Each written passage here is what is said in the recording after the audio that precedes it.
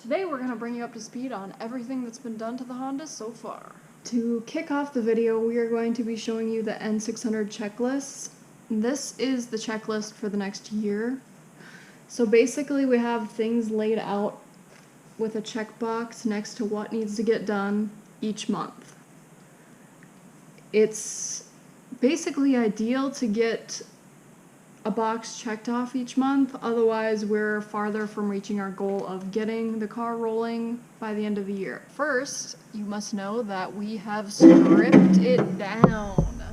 Motor's been removed, doors are gone, dash, gauges, paint, and the body filler. All of that nastiness, all the gross rust, everything needed to be sandblasted. I started sandblasting for the first time ever, mind you. It wasn't too bad, but it wasn't real great. It was not doing the best job. We decided it was probably a good idea to let the professionals handle it. They did a phenomenal job. They completely sandblasted everything nice and clean. The only thing they did not do was the roof, and that is because the sheet metal is so thin that they didn't want to warp anything, they didn't want to damage anything, which I completely understand. I thank them for that. But they got everything super clean. The inside, the engine bay, underneath.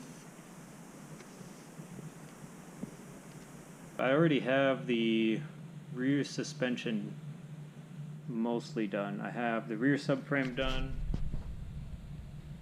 and I have the lower control arms done.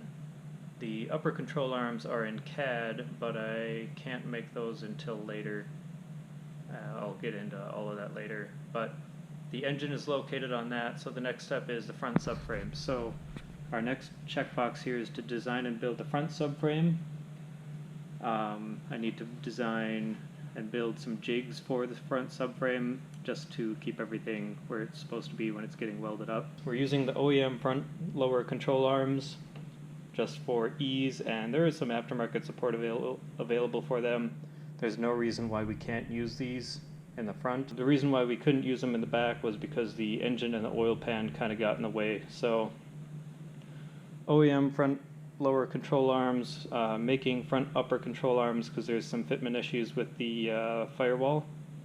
And then this is already set up on here so that the track width in the front is the same as the back. The wheelbase is correct, which is, we'll say, convenient that it just so happens to fit on the table nearly perfectly. Then after that's done, the car can go on the table, and I will have to make some adjustment stops, jack stands essentially, just really little ones for the body, so I can level it out and locate it on the table within the subframe so that it's all straight. The cage that's in here is built to SCCA spec, so its construction is primarily dependent on vehicle weight. We went with chromoly tube so we can go a size down, get a little bit more clearance in some tight spots as it's a fairly small car, and clearance will be a big problem everywhere.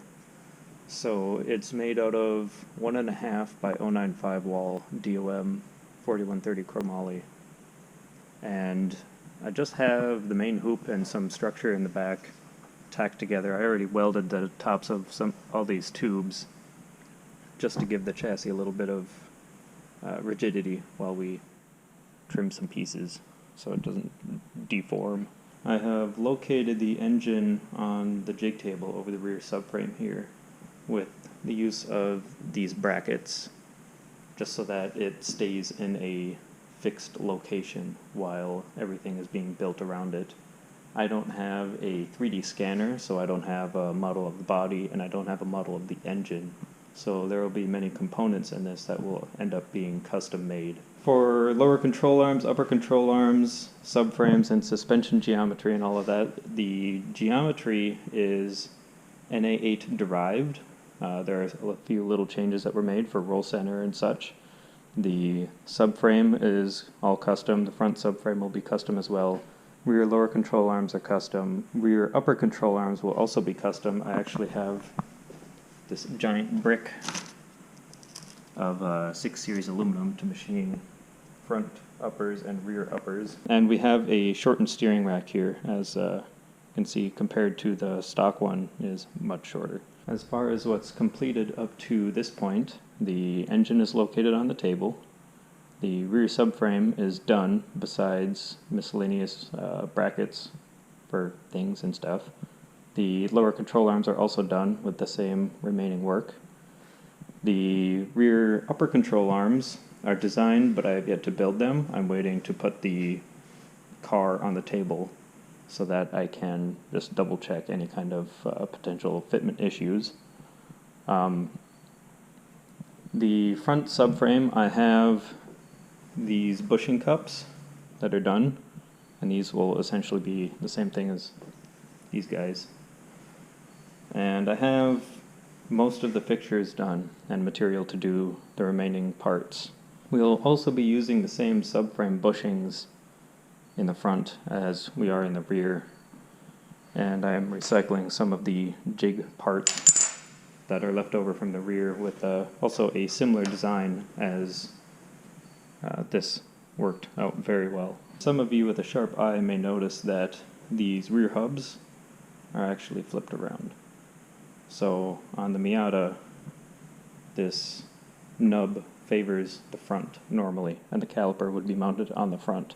But, as you can see, the center line of this, if that were offset here, we would have all sorts of issues with the crank on this side.